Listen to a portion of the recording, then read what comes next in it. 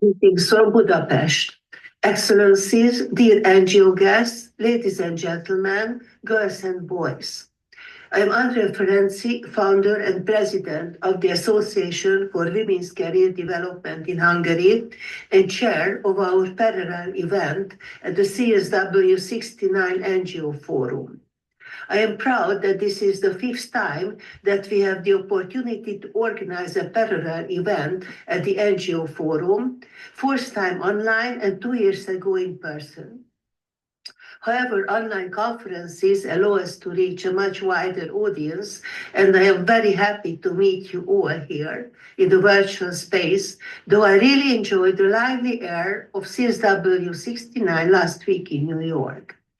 I feel very lucky that I did not miss the big anniversary of Beijing Plus 30. Your Excellency, I would like to thank you for delivering the welcome remarks as main patron of our event.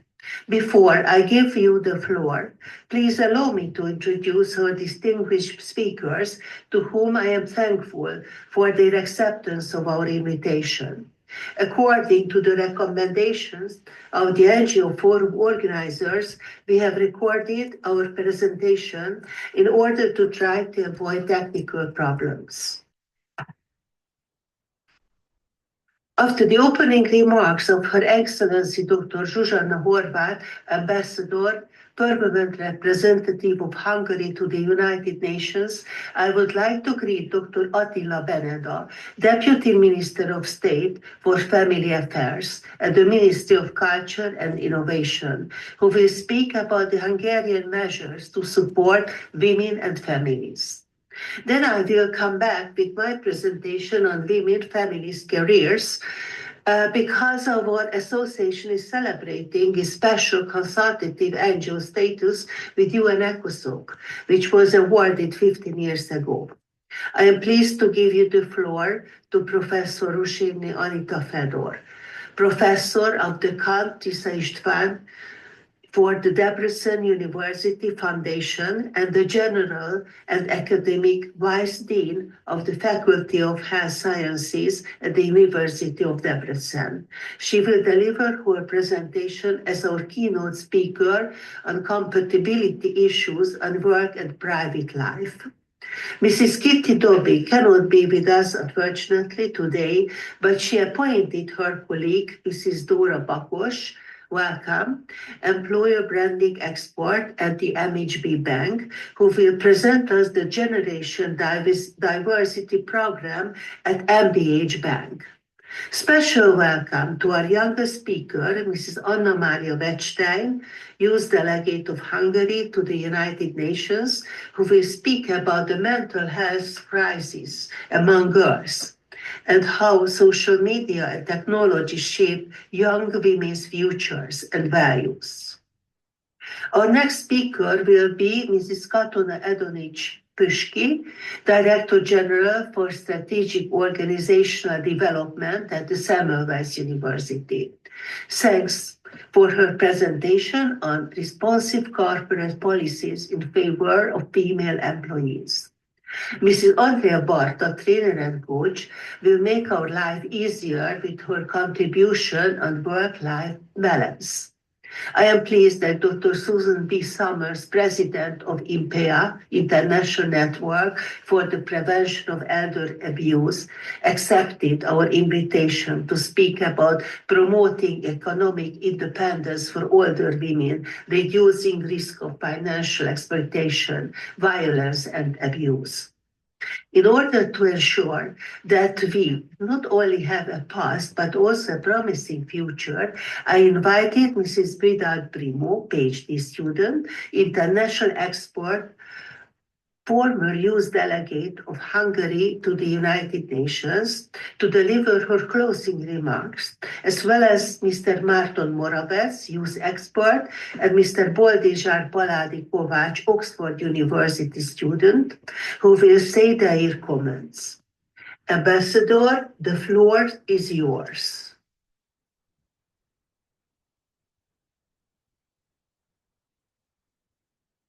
Distinguished guests, dear partners, ladies and gentlemen. It is my pleasure to address you at this event organized by the Association for Women's Career Development in Hungary on the occasion of this year's Commission on the Status of Women. It is a source of pride for me to see such a strong presence and engagement of Hungarian civil society at CSW, continuing the tradition of the past years.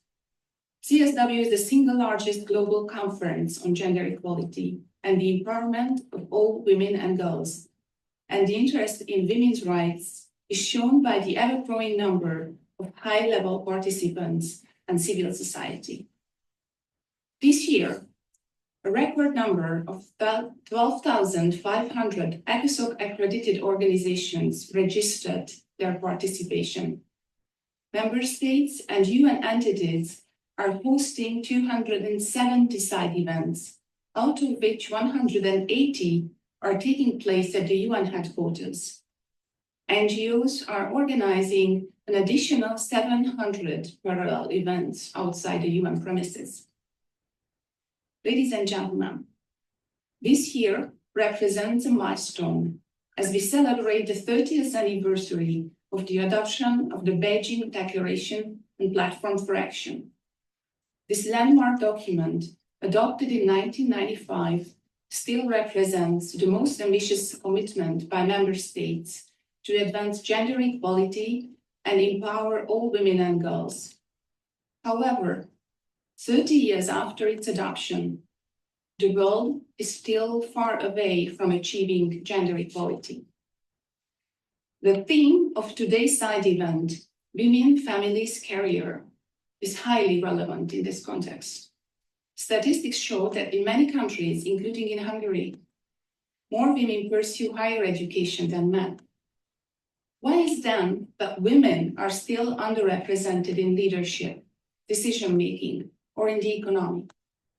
It is because starting a family often forces women to change priorities, and this is when they start to be left behind.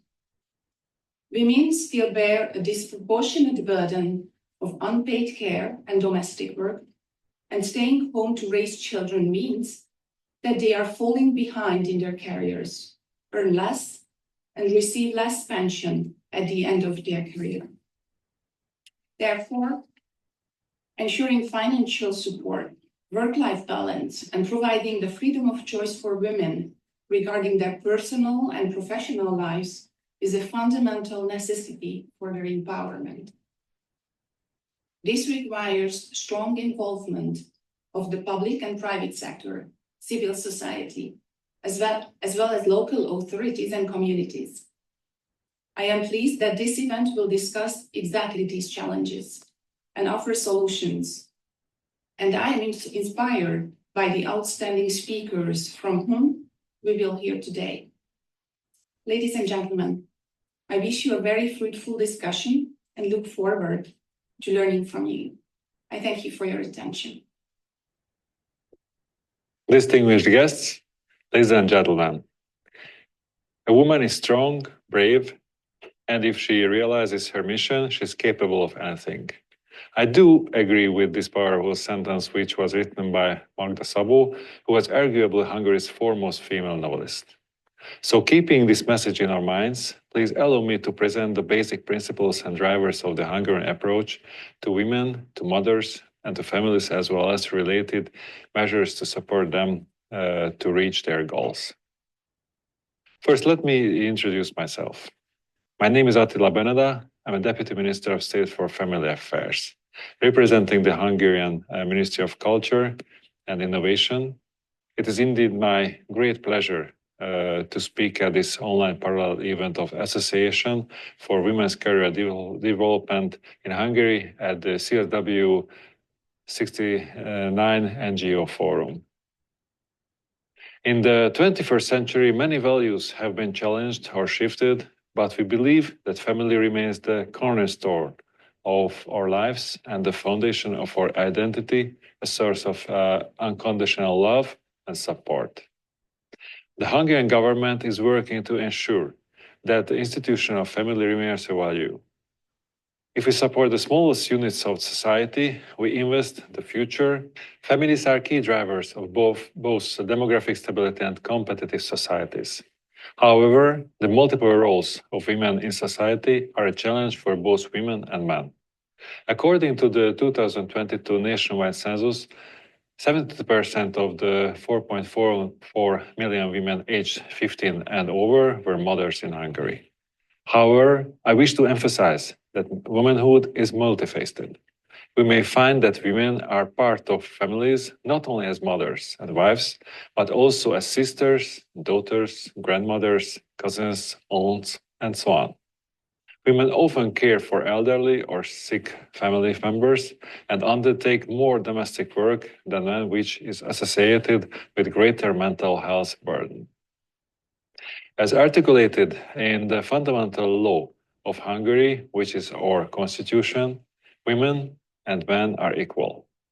Hungary shall protect gender equality between women and men by means of specific measures. The Hungarian government supports the strategic principle of this gender equality.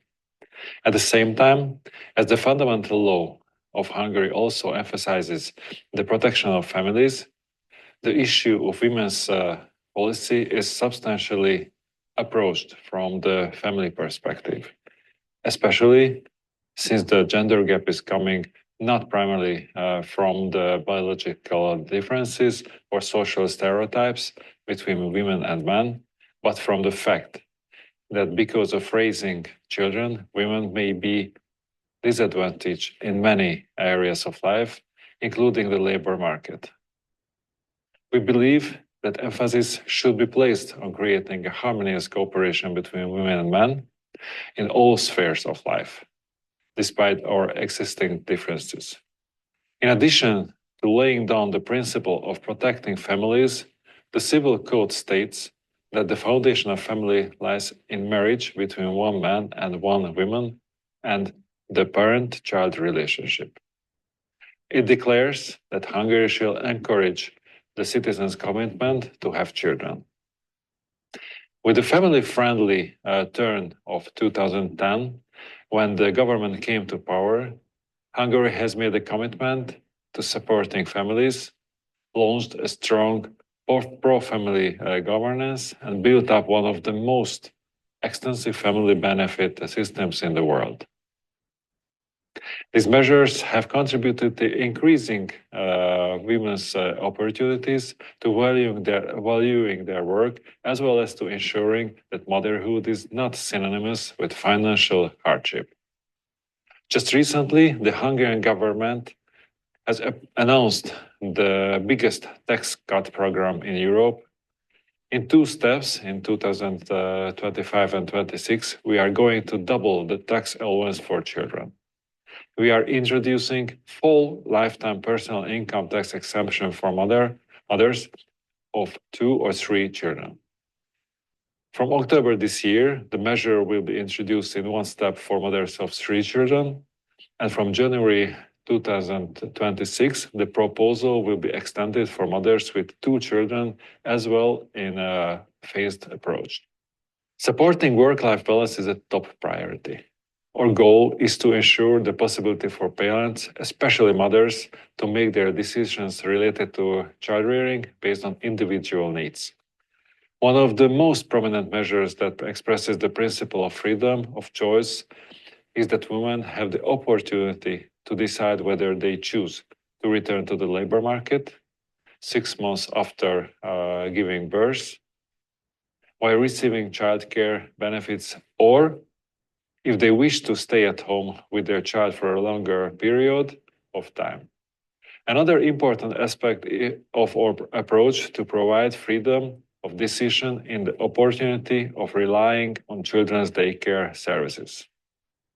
Despite the fact that the use of nursery care is not obligatory in Hungary, the government has recognized that the complex development of the nursery care system directly contributes to the realization of work-life balance.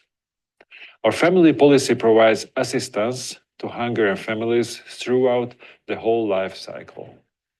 The Hungarian government wishes to acknowledge the multiple burdens and engagement of women with providing the opportunity of early retirement and at the same time giving grandmothers the opportunity to help at the family. On the basis of the unique Women 40 program, women who have fulfilled at least 40 years of eligibility period, either in form of employment or child raising, are eligible for a pension regardless of their age. From the 1st of July to the 31st of December 2024, it was Hungary's turn to hold the presidency of the Council of the European Union. During the Hungarian presidency, we were proud to see two Council conclusions adopted in the EPSCO Council. One supports work-life balance for both women and men, unlocking the untapped potential of the young and the older generations. The other one focuses on strengthening mental health for women and girls. Ladies and gentlemen, in conclusion, please let me highlight some of our results. Since the government came to power in 2010, Hungary has seen one of the biggest increase in female employment in the European Union, with the 7th lowest female unemployment rate among the 27 EU countries. The employment rate of the 25-49-year-old mothers raising children under the age of 3 has also been increasing every year. Among Hungarian women entrepreneurs, there are many mothers who run their businesses together with their children, and the proportion of women starting a business is high compared to other countries in the region. The share of female managers in Hungary was 40% in 2023. In the public sector, the proportion of female managers is particularly high at 66%. I'm glad to have had the opportunity to give you an insight into our family and women's policy and share some examples of our approach. Please let me conclude with the verse of Pope Francis, who recalls that family is the first place where people learn to love. That's why we must strengthen and protect it. I hope you find this even both valuable and engaging. I wish you a productive and successful time ahead. Thank you.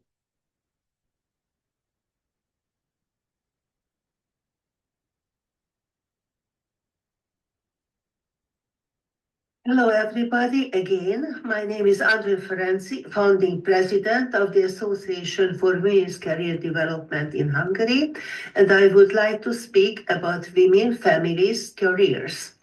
At the occasion that we are celebrating our special consultative NGO status with UN-ECOSOC awarded 15 years ago.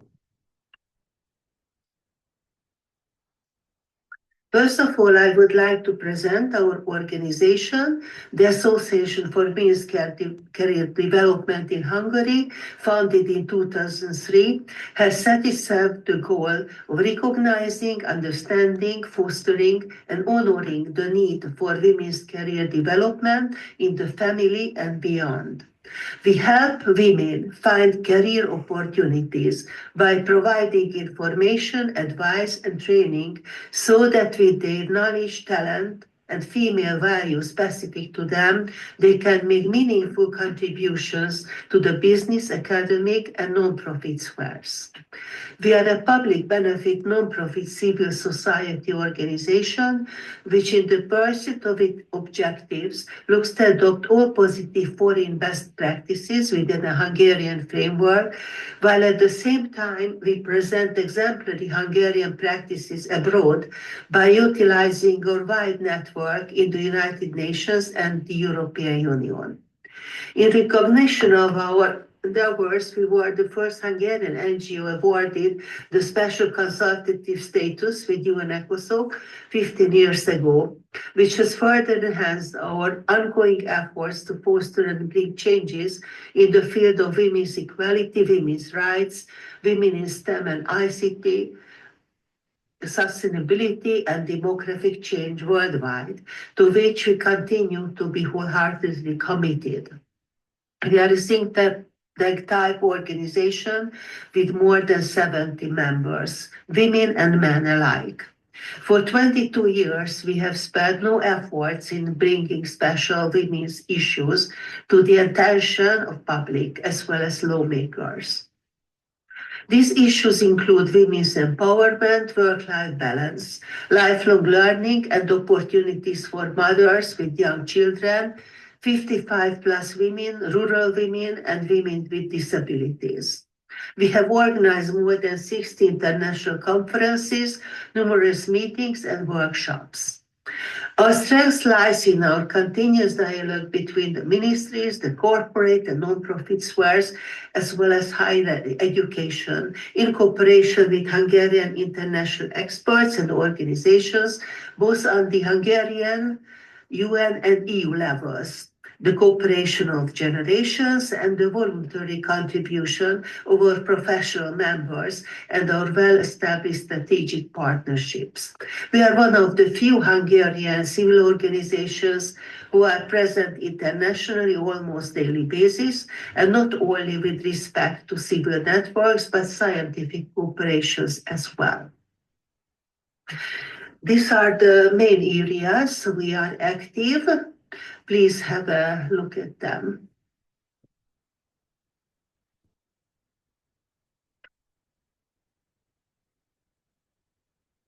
We have had the opportunity to present all our projects internationally, but now I would like to enhance two projects which we have received positive acceptance as Hungarian good practices in the United Nations and in the European Union as well. They are the Women's Career for a Lifetime program and the Best Workplace for Women Competition and Award. Women's Career for a Lifetime. We have received a very positive international acceptance for this program launched in 2009. The aim of this awareness-raising program is to give women 55 and over the chance to participate in the workplace, share their experiences, and participate in lifelong learning to develop their skills, including digital skills, and to continue playing an active role in society, including volunteer work, and to prepare consciously for longer, healthier, and more meaningful lives. Our mission. At our organization, the Association for Women's Career Development, we know that we must do our utmost to enhance the lives of women over 55, not only with respect to employment and learning, but other fields as well, such as health, mental health, care, loneliness and social isolation, culture, social services, and the media. It is our aim to draw attention of decision makers, stakeholders, and various social groups to aspects of active aging and its social benefits, and to the combating ages as well. In order to achieve our aims, we work closely together at the UN with INPEA. We regularly submit joint written statements and take part in the advocacy for the United Nations Convention for the Rights of Older People. In Hungary, our strategic partner is the Faculty of Health Sciences at the University of Debrecen, and in the European Union, we work together with Older Women Network Europe and Age Platform Europe. The other project I would like to introduce is the Best Workplace for Women Competition and Award.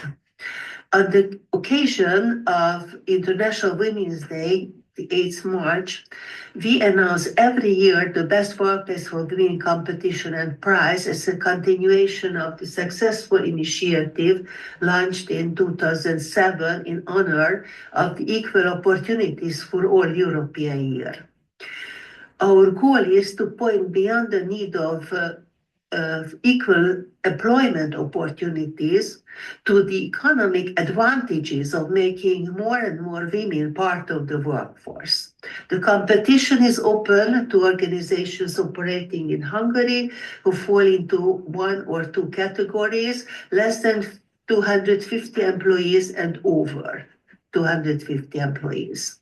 The aspects of the evaluation are fair working arrangements, career opportunities, promotion, opportunities to preserve health and well-being, skill development opportunities, reconciliation of work, private and family life.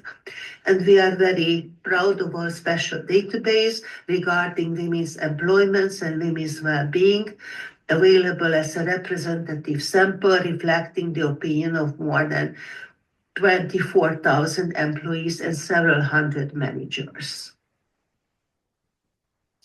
Dear participants, I hope that you find our event celebrating Beijing Plus 30 and the celebration of our special consultative status with UN-ECOSOC awarded 15 years ago worthy, interesting, and useful. We will do our utmost to ensure that our goals dedicated to women, families, careers will be well presented in the coming 15 years and more as well. In order to achieve our future goals, we are pleased to engage young professionals to further our aims. This cooperation of generations gives us additional energy to continue our work well into the future, as well as the opportunity to help younger generations prepare to take their seat at our table, to which they are more than welcome. Now I give the floor to Mrs. Vidal Primo, who will deliver the closing remarks, and then to Mr. Marton Moravec, youth expert, and Mr. Boldizsár Paladi Kovács, Oxford University student, whom I invited to say their comments.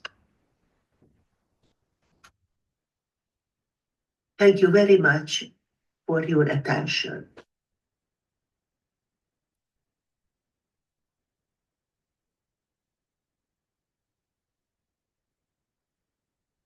First of all, I would like to say thank you to Andrea Ferenczi, our chair today, for inviting me to participate in this outstanding international conference. The subject of my presentation today is the balance between work and private life among women. Let me start by explaining why it is important to deal with this topic and why it is especially current today. Probably the most obvious proof is that Claudia Koldin of Harvard University was awarded the Nobel Prize for her research aiming at a better understanding of the labor market situation of women in 1993. So this is a Nobel Prize winning topic. Today, the greatest challenge for women is the decision to choose between children and work. Experts of the field are convinced that women should not be forced, but rather be provided with the chance to make individual decisions or to rely on their inner drive when they set priorities in their career. Whether they devote themselves to work or family, or plan to balance between them. Since the beginning of dual salary family pattern, women are less likely to fulfill only the roles of a mother and wife, while the exclusive rule of a working woman is unacceptable for many of them. The most common career is the so-called double career. But let's look at some basic trends that underline the importance of the topic. For example, less favorable labor market situation of women than that of men, or conflict between labor market rules and undertaking children. Also, the long-term effect of the number of children on human resources. An increased need for a complex life, balance between work and private life, as the majority of women have a double attached career. A suitable work-life balance contributes to self-admitted well-being. As a result of family-friendly workplace, decreased fluctuation, increased satisfaction, and effectiveness. Demographic and labor market processes and features go hand in hand. What does it mean? Labor market conditions have an impact on plans to have children, which in turn have an impact on labor market opportunities. And what I would like to emphasize is increasing women's employment and as a result, making breadwinning activities and undertaking children and family duties compatible are given outstanding attention both in European Union and Hungary. As it seems, childbearing attitudes have considerably changed in the past 10 years in our country. At present, the total fertility rate is 1.58, which is more favorable than it was 10 years ago. It still doesn't reach 2.2, which is necessary for simple reproduction. This slide shows that Hungarian data in details, on which the decreasing population trend can be clearly followed. The population has been steady declining since 1980. The main reason is that deaths are increasingly outnumbering births. Our country, like the majority of development societies, is aging and declining. The data are presented on the slide. As you can see, population decline is expected to continue and aging is expected to accelerate. This slide shows the population pyramid. The age pyramid is also a good representation of the declining aging trend of our society.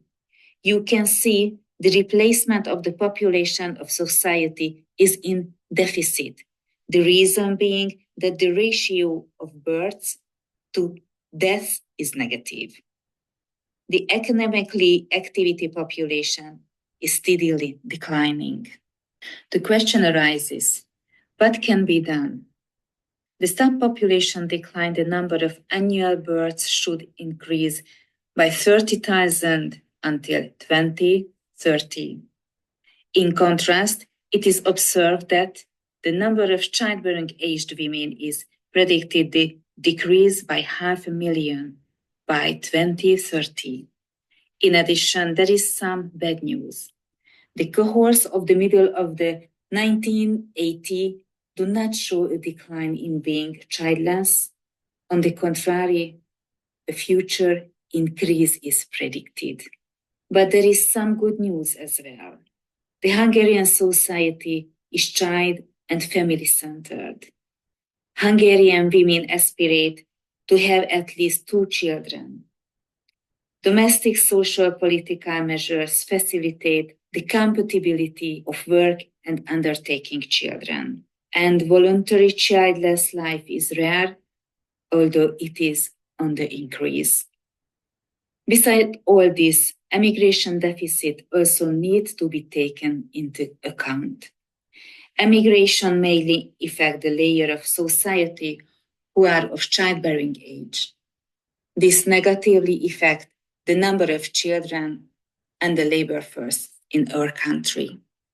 What makes this research area even more important is that, according to domestic value studies, family, children, and work are the 2 most important values.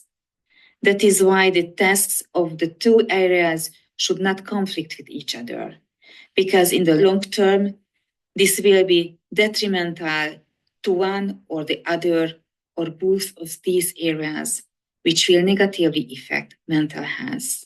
The difficulty of balancing work and private life affects women in particular. This figure represents data of employment rate. According to this, women fall behind men in this respect. The employment gap was 7.3% last year. This gap continuously increases or decreases depending on the number of children. And although women's labor market situation is improving, their employment rate does not reach that of men. According to data from last year in Hungary, the employment rate of women is nearly 8% lower than that of men. The reason of this is largely related to undertaking children, as women interrupt their presence in the labor market for a period of having children. Women's career in the labor market are discontinuous. This may also be the reason for the wage gap between men and women, which although has narrowed, but it is still very significant. Formerly, the income differences between men and women were explained by the fact that women were significantly less educated. However, by our days, this theory is not relevant anymore. Goldin has drawn attention to the tendency that income differences are now present between men and women of the same qualification or of the same planes in the professional hierarchy. This difference is especially remarkable at the birth of the first child. This so-called birth gap. It is a phenomenon that undertaking children is basically a kind of sacrifice women make in the course of their presence on the labor market. In Hungary, the wage gap between two genders was 75% in 2022. According to statistical data, female leaders are at the biggest disadvantage. They earn 23% less per hour than male leaders. Overall, though, it can be said that in recent decades, the position of women in the labor market has improved significantly. The proportion of employment people has increased. Wage gaps have narrowed somewhat, and female participation is increasingly significant in leadership positions. But differences are still divides between women and men. In conclusion, I think that the most important task is to mitigate the birth gap so that having children and being in the labor market should not be competing alternatives. The gains from this will be better mental health.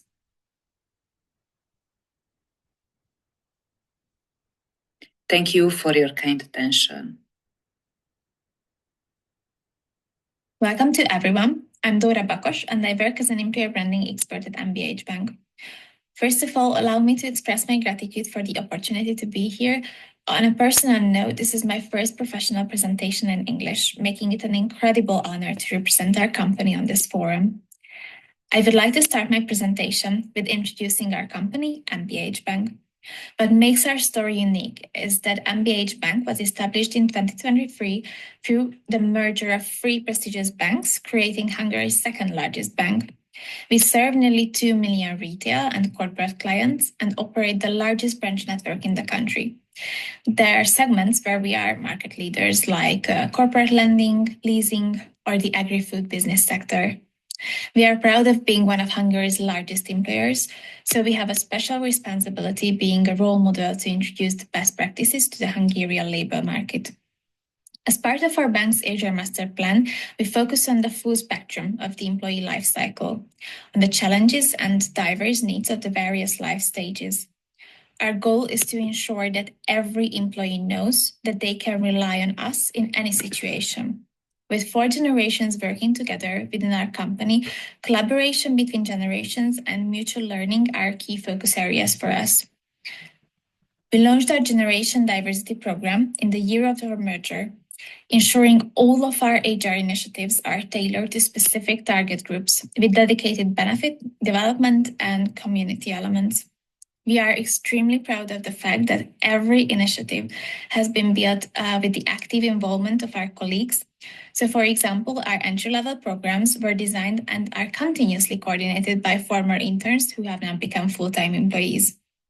It is important to me to mention that our program is outstanding and unique in the Hungarian labor market. So it is a great honor for us to have been recognized for the 3rd time as a top employer by the Top Employers Institution, to which our Generation Diversity Program has significantly contributed. On this slide, you can also see the key elements of our Generation Diversity program. In the next few minutes, I will introduce the most important aspects of each section. As you can see, our initiatives cover the range from young professionals to colleagues preparing for parenthood, all the way to those over 60 years old. So let's begin with our MBA Start internship program, which includes more than 400 university students, providing them with hands-on experience that offer insights into daily banking operation.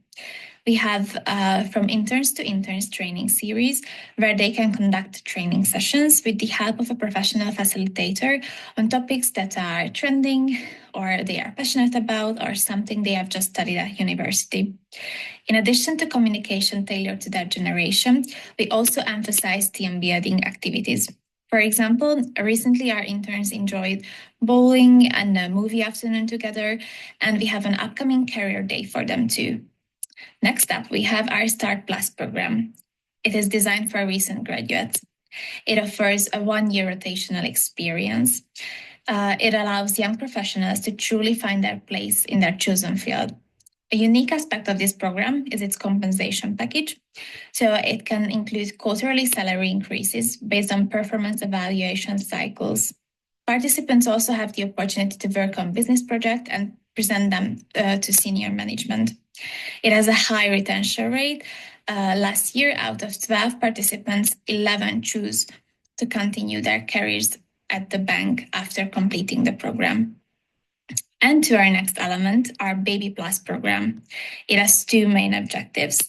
It supports parents who are expecting a baby and mothers who are staying at home with their newborn. It ensures that they stay connected with their employer too. One of the most popular benefits are the Hello Baby package, which even includes a plush toy that can record heartbeats. Additionally, just to mention a few more examples, employees can receive nursery room support and a family photo shooting session too. And also, let's not forget about the fathers. An extended paid paternity leave is available for them. Our newest initiative is the MMM Plus program. It is dedicated to support employees with disabilities. Beyond financial benefits and additional holidays options, we provide continuous counseling support along with health and mental well-being services that employees can access at any time.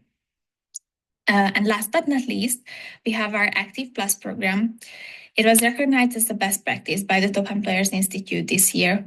This program is dedicated to the employees over 60 years old, providing cultural and health screening support. Also, to highlight a heartwarming touch, a grandparent and grandchild photo shoot is also available for them. We also actively involve senior employees in reverse mentoring, and we provide them with access to digital skills development training too. To sum up, there are a lot of key takeaways and benefits of our Generation Diversity program. Just to point out a few, we can see exceptionally high employee engagement. It also has strengthening a shared corporate identity and culture, and it has an even greater impact on individual and collective development and learning. We are continuously working on improving our program. For example, this year, our priorities include taking the cooperation between generations to the next level, and also we are considering AI improvements in our HR processes. So that will be all for now. Thank you very much for your attention. If you have any questions or feedback, feel free to reach out to me on LinkedIn. Have a nice day and goodbye. Your Excellency, Madam Ambassador, Deputy State Secretary, and Ms. President Andrea Ferenczi, thank you so much for this opportunity to speak to you today. And thank you for all distinguished guests for being here. It is truly an honor to present as Hungary's youth delegate to the United Nations and to talk to you about the mental health crisis among girls and young women and how social media shapes their mental health and how it shapes their values and futures. So let me first introduce myself quickly. As a youth delegate of Hungary, my mission is to promote the young voices and to represent their interests toward decision makers in the United Nations and beyond.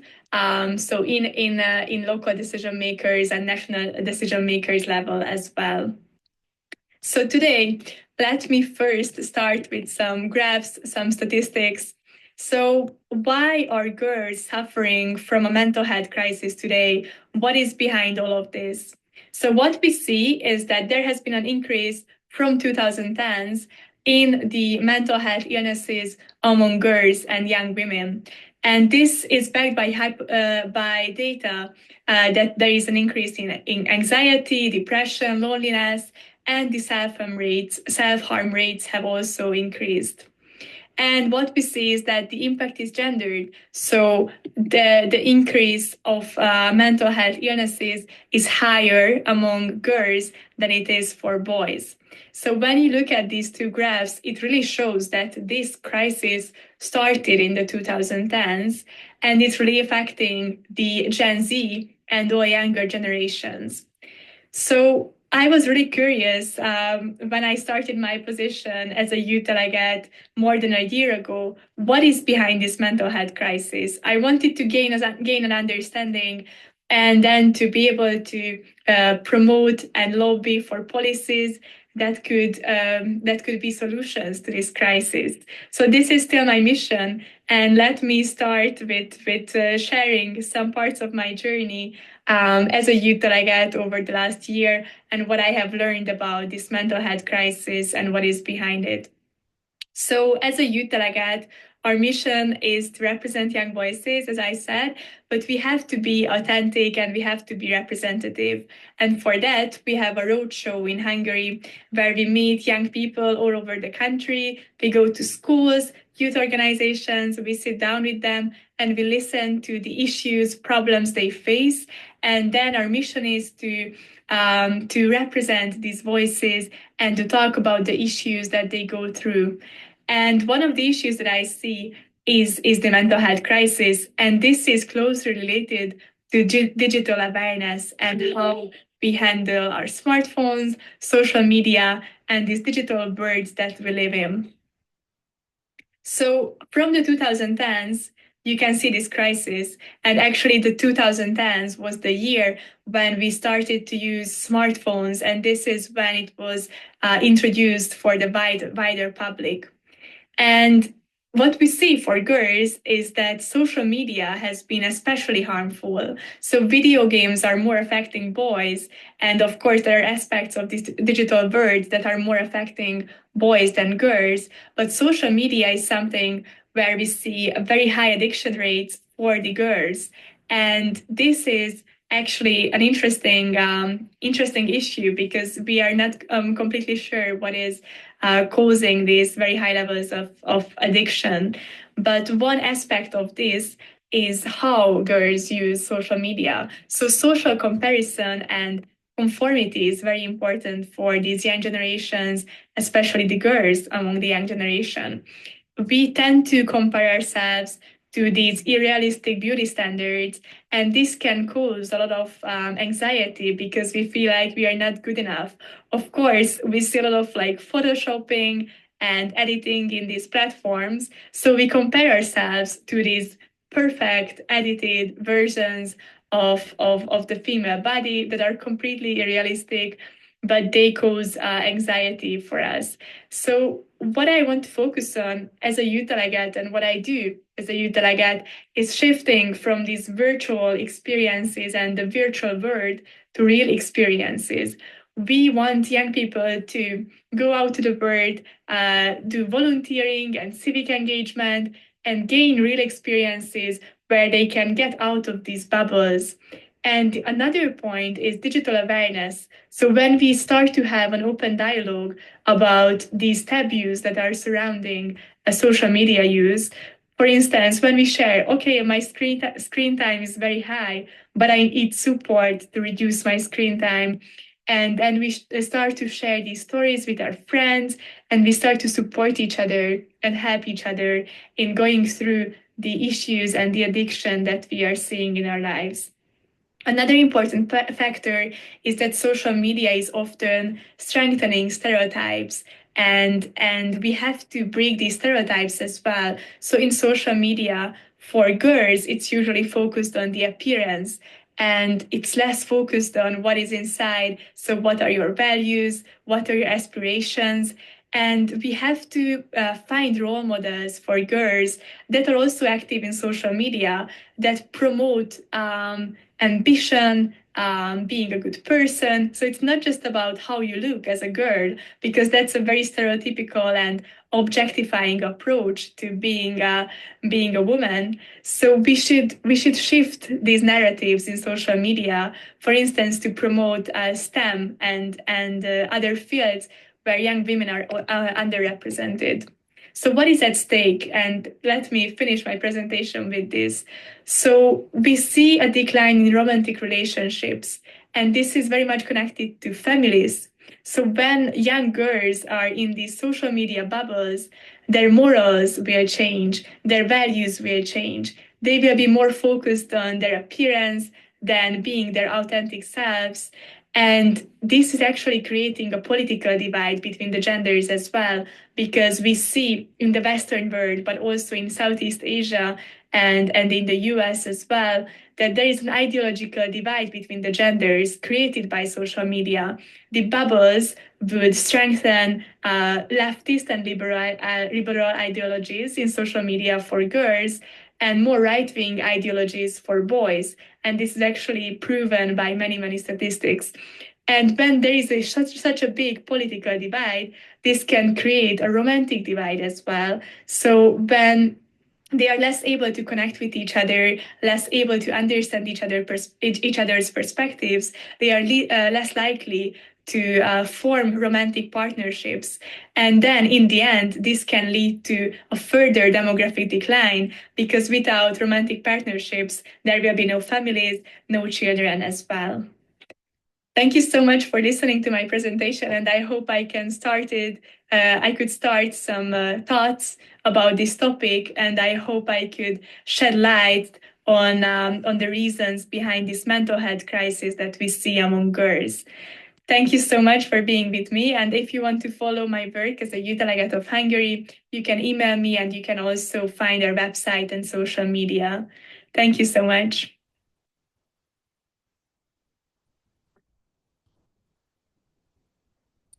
Welcome, everyone. My name is Csw69 Ngo.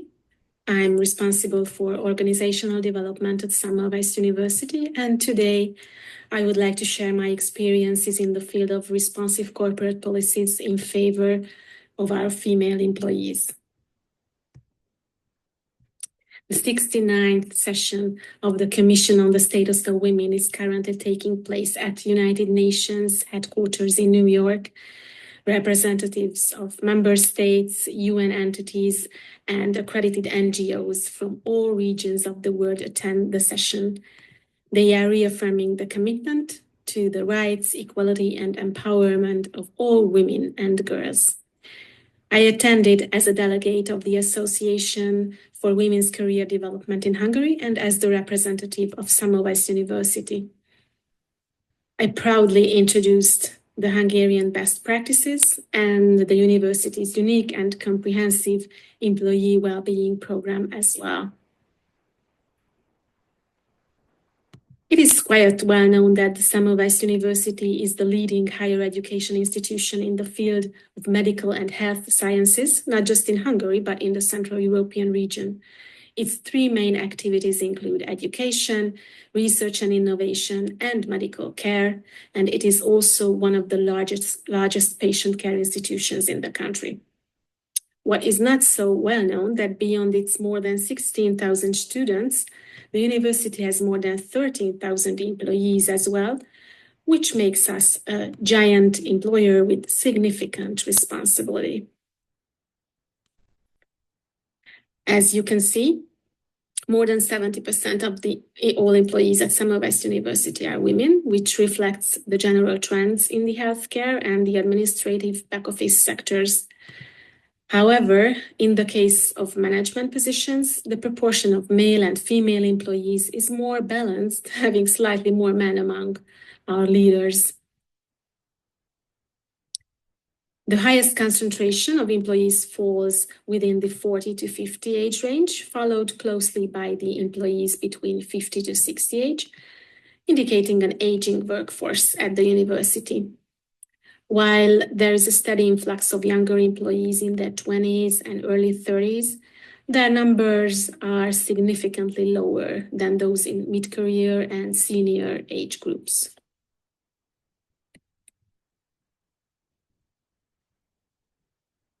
Five years ago, we developed a comprehensive employee well-being program at Semmelweis University, the so-called family-friendly university program. Since then, the university acquired a number of prestigious employer branding certificates and awards on national level, including the Best Female Workplace Award. What is special in this program that the services supporting employees are mainly built on the exploitation of the university's internal resources and synergies, so employees are both service providers and users of the services, which has an extremely positive impact on their commitment. The program's top priority is supporting female employees, as more than 70% of our employees are women. Three main target groups within women are the mothers, women around the menopausal age, and women in leadership and management positions, as the majority of our female employees belong to one of the three groups. The Semmelweis family is growing by approximately 500 new babies every year, and roughly 10% of female employees are on maternity leave. There's a shortage of good professionals and healthcare workers, so it puts the university in an uneasy position. We must actively work on retaining our employees and keeping mothers in the workplace. So we place special emphasis on supporting mothers with young children, from pregnancy through their return to work and even after. We offer a range of services to assist them during this important life stage, including prenatal care, baby packages, baby blues consultations, mother supporting groups, nursery placements, university kindergartens, child camps and childcare all year round.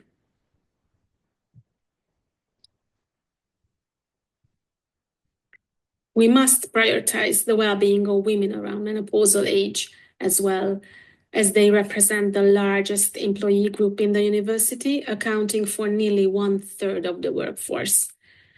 Supporting them is essential to ensuring they remain engaged, satisfied, and healthy, reducing the risk of extended sick leave or leaving the university. We are supporting the staff experiencing menopausal symptoms by offering comprehensive physical and mental well-being programs, such as access to essential health screenings, personalized dietary counseling, senior sports classes, consultations with psychologists, mindfulness-based cognitive therapy groups, community-based initiatives, or our special support group. Through these initiatives, we aim to create a supportive and understanding environment, helping employees to navigate this natural life stage with confidence and well-being.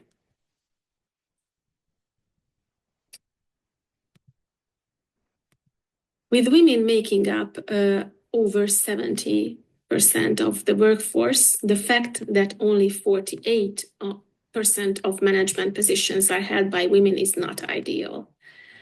To address this, we need to make leadership positions more attractive and accessible for female employees. To empower and support female leadership within the university, we have established the Women Leadership Club, fostering a strong and connected community of women in leadership roles. The club offers a series of engaging lectures and experience sharing discussions tailored to the unique challenges and opportunities female leaders face. Through these programs, we aim to inspire, educate, and strengthen the presence of women in leadership at Semmelweis University.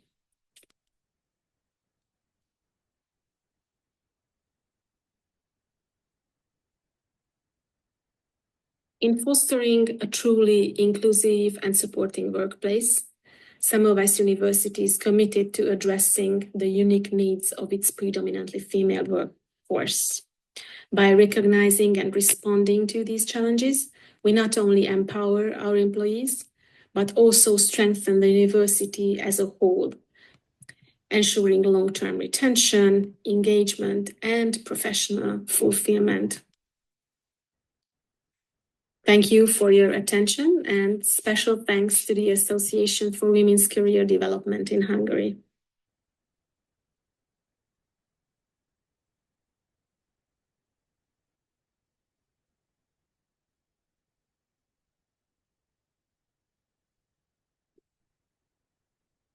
Hi, I'm Andrea Barta, a wingwave coach and trainer.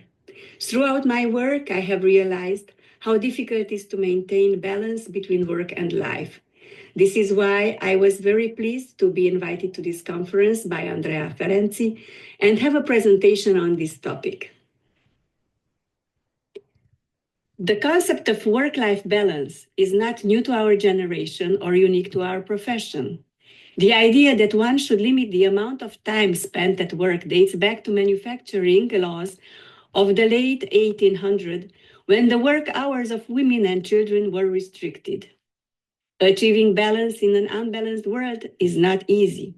How can we establish balance nowadays when the whole world seems to be in imbalance? The rapid advancement of technology, economic fluctuations, and societal changes have made it increasingly challenging to maintain a clear boundary between work and personal life. However, focusing on personal well-being, setting clear boundaries, and prioritizing tasks can help us navigate this complex landscape. I started paying attention to how people balance work and personal life. I noticed that it seems to be a bit easier for men as they allow themselves more relaxation and time to recharge with friends, while women, when they get home from work, still do the invisible work by running the household. This helps things functionally move forward, but we don't really recharge ourselves. We generally try to talk about something that differs significantly depending on whether you work at a company, a family business, or as an entrepreneur. There are also periods in all of our lives when work takes precedence, either because we're involved in a project with a tight deadline, or because we're laying the foundation for our future, or because we're currently escaping from a difficult life situation by throwing ourselves into work. The relationship women have with work has also undergone significant changes in the past century. During World War I, women entered the workforce in large numbers to replace the men fighting on the frontiers. This trend continued, and today women actively participate in the economic life, often striving to balance family and career. Roles in our lives. I invite you to an exciting inner exploration. Take stock of the roles you assume throughout your life, whether as a colleague, parent, friend, child, volunteer, and so on.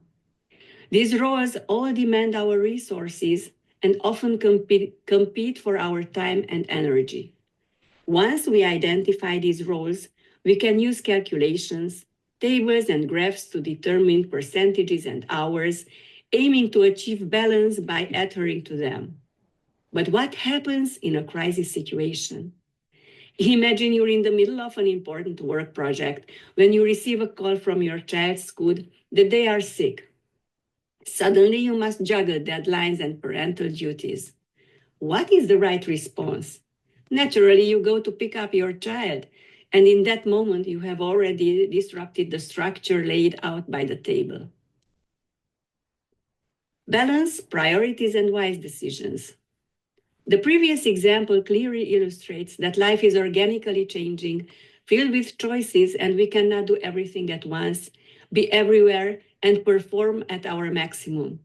It is important to learn how to set priorities and make wise decisions about how we spend our time, but what can help us with this? If you work overtime every evening to get promoted, but miss family dinners in the process, it is worth considering what your true priority is.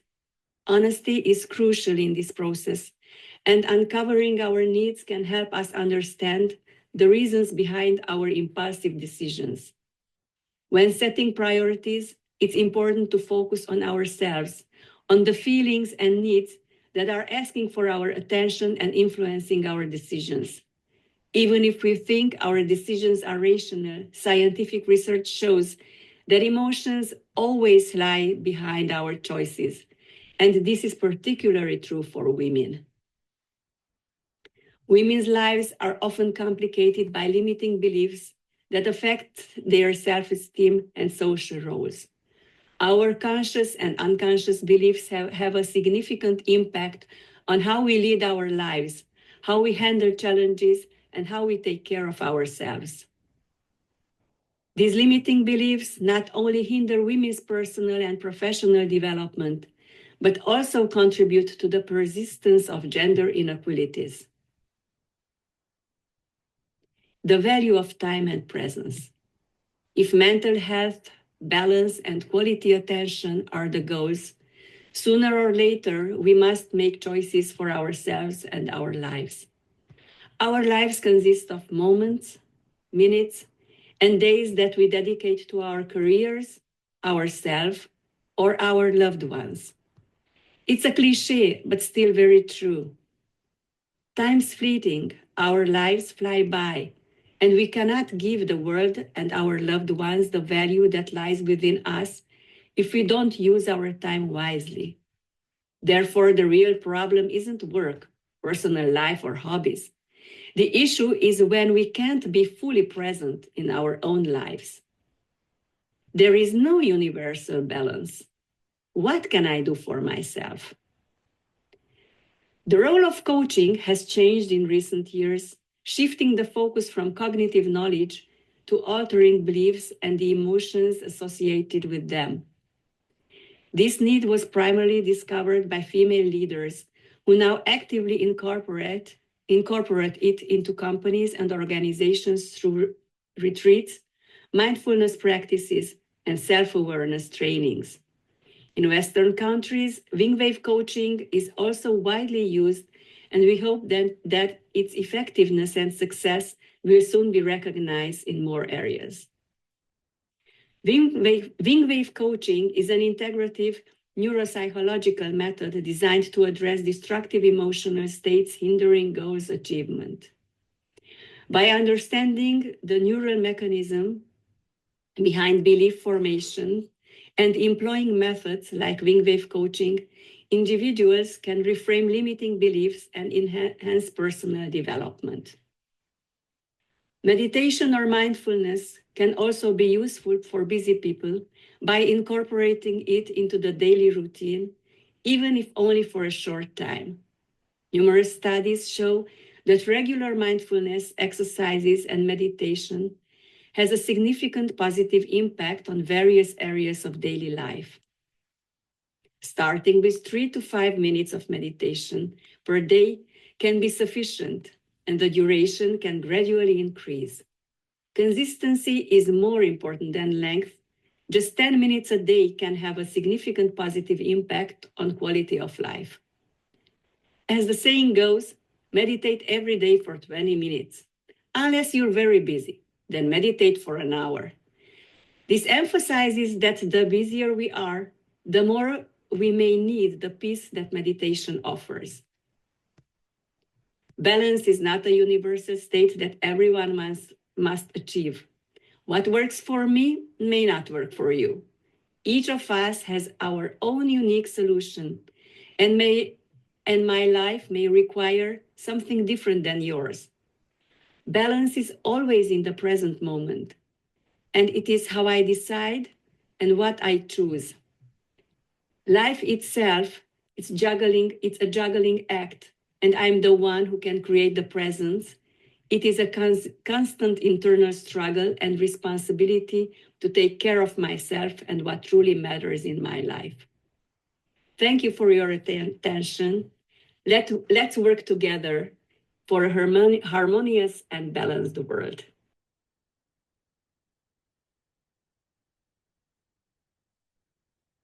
All of you, and thank you for joining us in this program. My name is Susan Summers. I represent the International Network for the Prevention of Elder Abuse. And I'm going to speak with you today about promoting economic independence for older women to help to reduce the risk of financial exploitation, other types of violence and abuse. First, I would like to start by giving my great congratulations to Andrea and all the Association of Women for Your Development in Hungary. Worked with Andrea now for 10 out of the 15 glorious years she's had, very successfully addressing women of all ages. And I want to talk a little bit about gendered ages of older workers she addresses also. And I'd like to thank the Honorable Ambassador, all others, speakers with us today to make these important programs, which is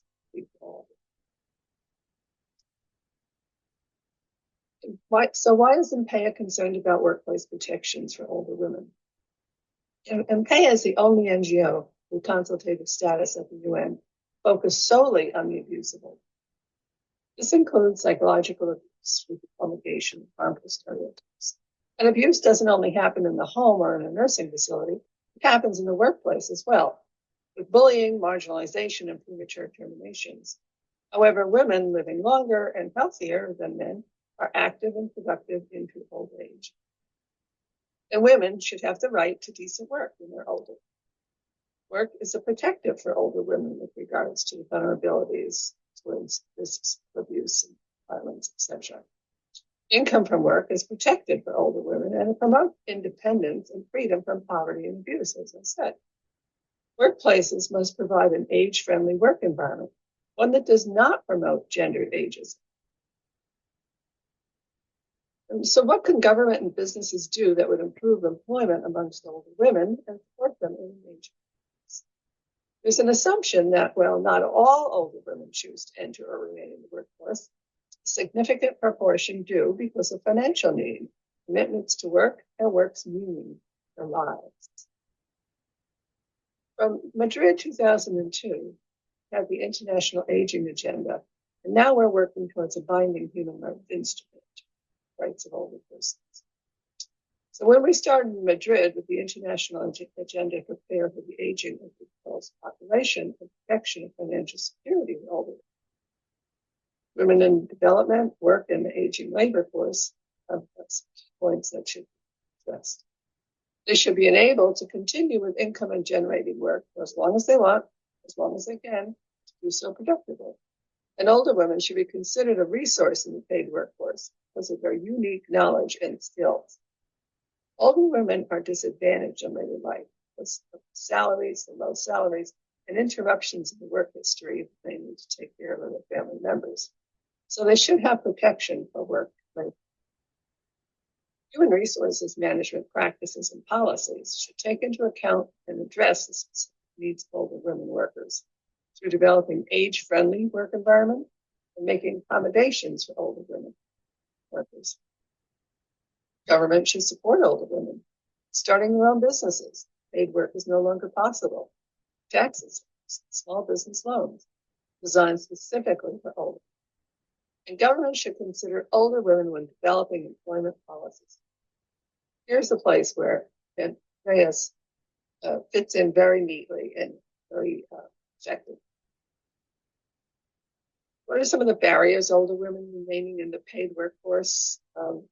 Age and gender discrimination. It's age discrimination, which was coined by the late Dr. Robert Butler in 1968. He described the systematic stereotyping of and discrimination against older people because they're old. There's personal ages, ideas, attitudes, and beliefs and practices on the parts of behavioral individuals that are based on older people because they're old. An example is exclusion or ignoring older people based on stereotypical assumptions. There's gendered ageism, intersection of ageism and sexism and discrimination against older women. And institutional ageism, there are missions, rules, and practices that describe and discriminate against older women because they're old. Particularly one is mandatory retirement. And then there's intentional ageism, carrying out practices that take advantage of the vulnerabilities of age. An example is denial of job training. And unintentional ageism, ideas, attitudes, rules, practices carried out without the perpetrator's bias awareness. An example is built-in environment, lighting, ramps, and language used. What are some of the remedies to address barriers to ensure older workers remain in the workplace? Well, we're seeing an active remedy now with the Women's Association, Development Association of Hungary. Some of the other types of supports that are needed include national development programs that focus on employment growth to benefit employees, particularly women of all ages. And national law should enable women workers to continue to work as long as they wish and are physically able. Eliminate mandatory. They should promote occupational health and safety to maintain the workability of aging workers and provide access to technology and training for older women workers, provide flexible work scheduling and retirement options. I know that Andrea has been deeply involved in the issue of access to technology and training, which is great. They should develop family and gender-friendly work policies that provide flexibility in work schedules and allow for family caregiving. Now have several generations. Sandwich has become a 4-layer sandwich. They should promote innovative workplace practices to accommodate the needs of older women workers through employee assistance programs for older women workers experiencing discrimination and mistreatment in the workplace. We've come a long way from Madrid. Now we're working towards a convention for the rights of older women. Binding international treaty, universal document that would be a basis to create the strength protections for older women workers and others. Expanding the conceptual framework for elder abuse and mistreatment to include the workplace as a potential site for mistreatment to occur could stimulate more research, policy changes, and practice interventions, and raise consciousness about gendered ageism. There's some recent publications on the topic, which you may want to look into. And of course, there's a number of events going on at Csw69, the forum, particularly on violence, mostly focused on younger women in the workplace. However, younger women grow up and become older women, and they're still working, still require safety and protection. So I thank you for listening, and I hope that you have a very successful program and enjoy some of the other events. Hopefully we'll see you next year.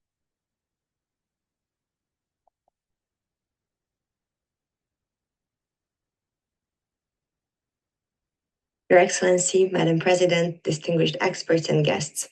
It is an immense honor to be present today as we close this remarkable event, marking not just another step forward for women's rights and empowerment, but also a moment of reflection on where we have come from and where we must continue to go. My name is Vidát Brimo, and I am currently pursuing a PhD with a focus on cultural diplomacy, soft power, and the role of women in diplomacy. In 2024, I had the honor of serving as Hungary's youth delegate to the United Nations, where I participated in the 68th session of the Commission on the Status of Women. And this invaluable experience enabled me to engage in meaningful dialogue with global decision makers and advocate for the empowerment and rights of young women and girls. Today's discussion have been rich and varied, spanning from the pressing issues of mental health and the challenges of balancing work and family life to the economic empowerment of older women and the role of social media in shaping the future of women. But if there's one thing that has resonated with me throughout the discussions, it is the power of dialogue. Dialogue between generations, between sectors, and between ideas. We are standing at a historic crossroad. This year marks not only the 80th anniversary of the United Nations, but also the 30th anniversary of the Beijing Declaration and Platform for Action, a groundbreaking milestone for gender equality. The Beijing Declaration laid out a comprehensive roadmap for advancing women's rights, emphasizing the importance of equality, empowerment, and justice. And as we celebrate the progress made, we must also acknowledge the challenges that persist. This is where the dialogue between generations becomes so essential. The voice of women who have come before us, women who paved the way for progress, and the voices of women and men who are continuing this work are critical to shaping the future. Through this intergenerational dialogue, we honor our shared history, our shared experiences, and our shared vision for the future. We recognize that the struggles of the past and the challenges of the present are not separate. They are linked, and it is our collective action that we will find a path to a more equitable future. We have heard from diverse voices today, and the themes discussed are interconnected. We have heard valuable insights on Hungarian policies supporting women and families, illustrating how national governments can play a key role in shaping a more equitable society. We also discussed the compatibility of work and private life, a theme that resonates deeply with women across generations, as it is directly a thing that impacts our ability to succeed both in the workforce and at home. We were also reminded of the growing mental health crisis among young women. The effects of social media and technology are undeniable, and as a young woman navigating these spaces, we are actually aware of how these pressures shape our futures and values. The conversation is not only about empowering young women to cope with these challenges, but also about encouraging all generations to support each other as we navigate these complexities of modern life. Another important part of this dialogue is the representation of women in leadership positions.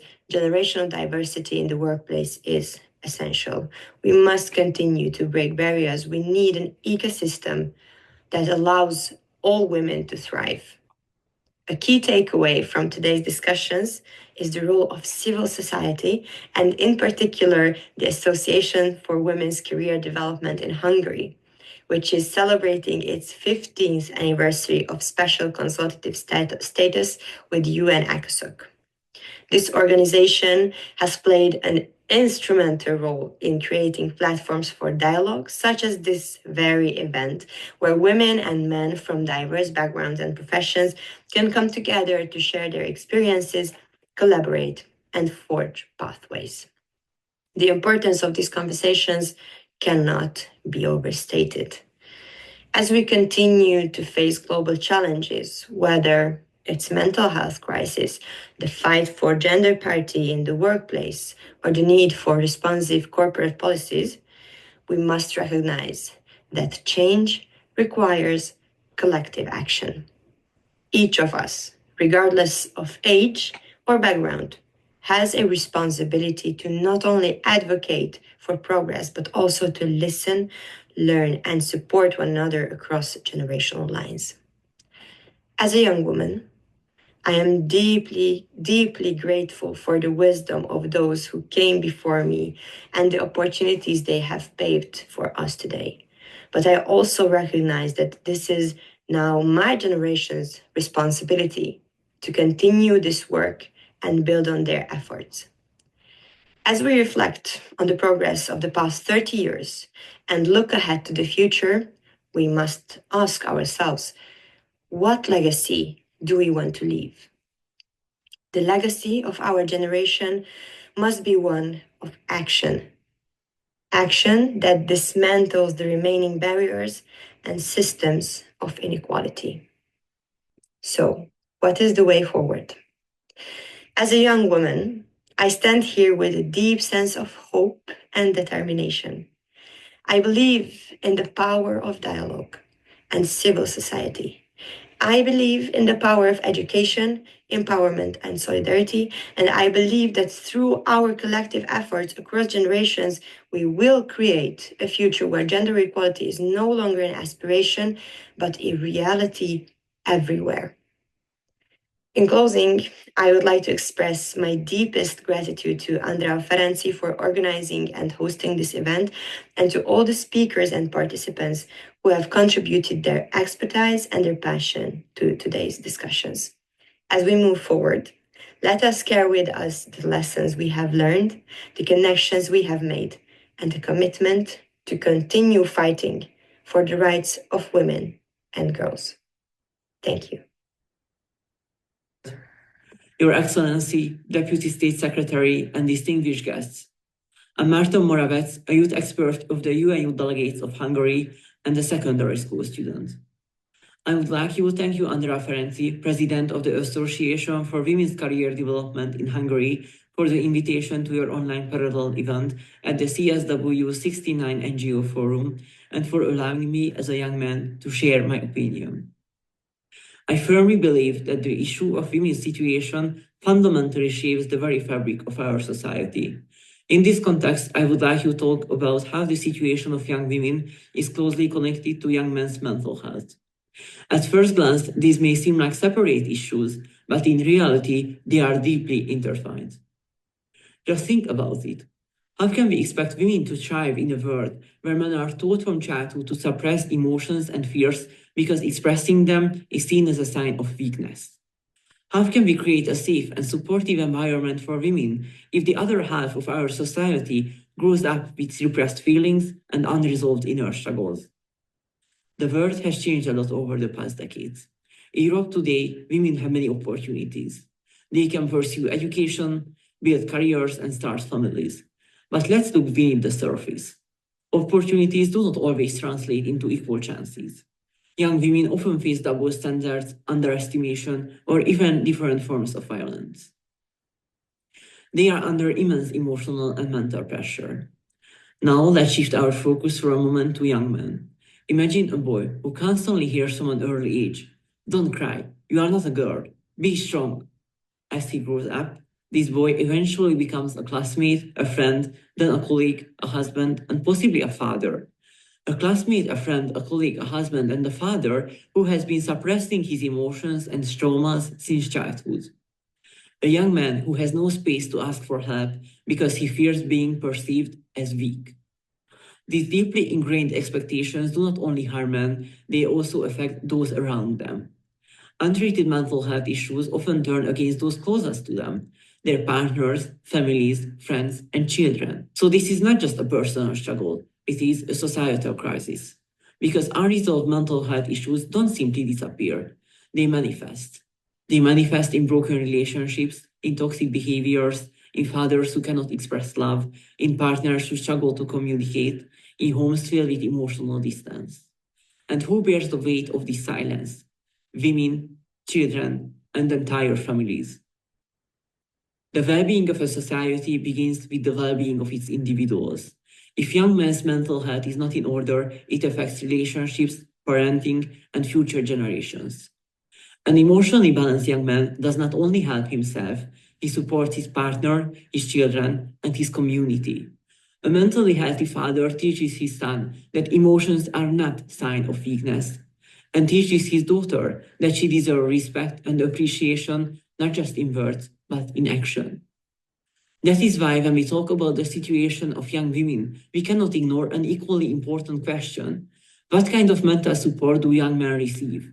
Because individual well-being is not an isolated matter. It is connected to our relationships, our families, and our communities. If we want women to live safely as an equals, we must also ensure that young men have the opportunity to seek help, to learn how to express their emotions in a healthy way, and to stop suppressing their inner struggles. because in the end, this casts a shadow over the entire society.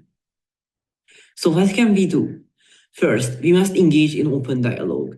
No more taboos, neither around young men's mental health, nor around violence against women.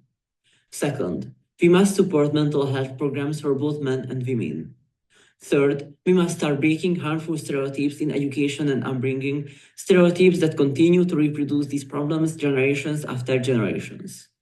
The strength and the future of young women cannot be separated from the mental health of young men. We must work together to create a world where everyone has the opportunity to live a full life without fear and oppression. Because this is not just about women or men. This is our shared responsibility. I thank you for your attention. Firstly, thank you to Andrea Ferenczi, the President of the Association for Women's Career Development in Hungary, for giving me the opportunity to reflect on a topic that is close to my heart. This being women, families, and careers, at such an important event today. My name is Boldizsár Paladi Kovács, and I am a biologist interested in the application of evolutionary biology to the study of long-term human societal development and politics, currently studying at Christchurch University of Oxford. Alongside my studies, I also run a number of diplomatic and political initiatives, both in Oxford and abroad, that focus on increasing the political contributions of the younger generations. Thus, I have had ample opportunities to collaborate with Vidad and Anna Maria, who I now hold as dear friends. Perhaps most importantly, I also have been blessed with a younger sister, for who I wish to ensure the brightest possible future, hence my participation today. Thank you, Andrea, for your presentation, for your closing remarks, Vidad. They were poignant and insightful as always, and for your reflections, Marzi. Let me also thank all the speakers for their perceptive contributions that highlighted past successes and also the missions for the future. We, the younger generation, all have much to learn and even more to do. As a young gentleman, I thank the organisers for the opportunity to reflect on the topic of women, families and careers. For me, and I hope for all of you, it is a fundamental truth that women are the beating heart of any nation. Without them, there are no future generations, no new innovators and leaders, no progress. Without strong and successful women, there is no future. I, for one, can say that without the loving guidance of my mother, I could not be half the man I am today. I am sure that many of you feel the same way. One of my favorite Hungarian authors, Cecilia Tormai, a woman who was well ahead of her time, wrote that it is the slow, infirm hours of dreadful indolence that are the hardest on the soul.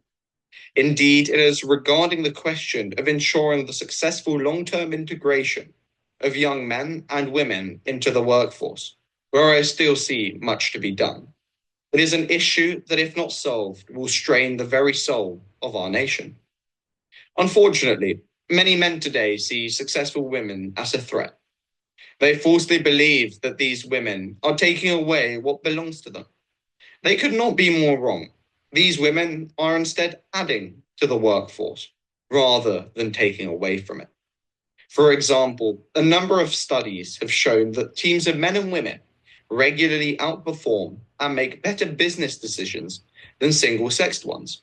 Indeed, with profits increasing for companies with mixed-sex leadership as the share of women increases to an impressive 50%. It is here that I see the slow malaise described in my quote. A more proactive approach needs to be taken in teaching young men and women to work together, to collaborate rather than compete. As I said in my introduction, it has been my pleasure to work together with both Anna Maria and Vidad on a number of occasions, and we have achieved great successes as a team. When working together with these two talented women, it quickly became apparent that we greatly differed in our approaches. However, rather than allowing this to cause conflict, we resolved these issues through a number of discussions. Indeed, I quickly grew to appreciate the empathy and understanding with which they handled a range of situations. The holistic combination of men and women within a team greatly improved our results. From our different approaches, we built a united strategy within which we all helped each other out and shared our unique experiences. Together, we organised a panel discussion on the importance of cultural diplomacy in Oxford, as well as having Vidad speak about her experience as a diplomat in front of 400 people at a conference that I was organising. Young men and women need to be actively taught to work together, to help each other out rather than compete. For if they do so, they will soon realise the benefits of having diverse and well-balanced groups. Thus, I urge all young men to work with the women in your lives. Actively pursue collaboration, and you will see that we have much to learn from them.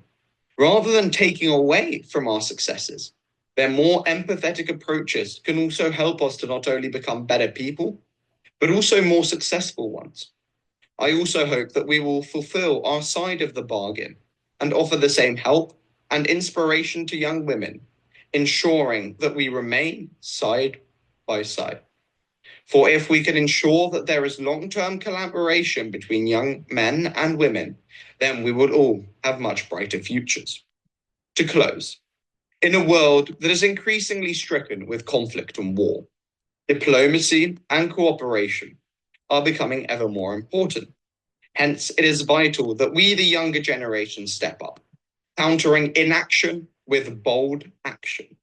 It is only if we are united, male and female, working together across all strata of society, that we will have a successful nation, one that cares for and respects its women.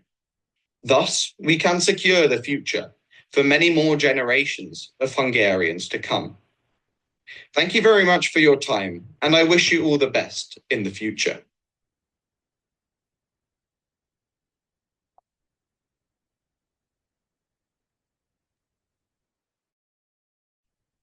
Hello, everybody. Thank you very much who have been with us today. Thank you very much for our speakers, young and old and young and middle ages. And thank you that you are still with us. And I hope that we have received a lot of inspiration from all these fantastic presentations. Thank you very much for the speakers again. And let's continue to working together. Okay. Thanks, everybody. Goodbye.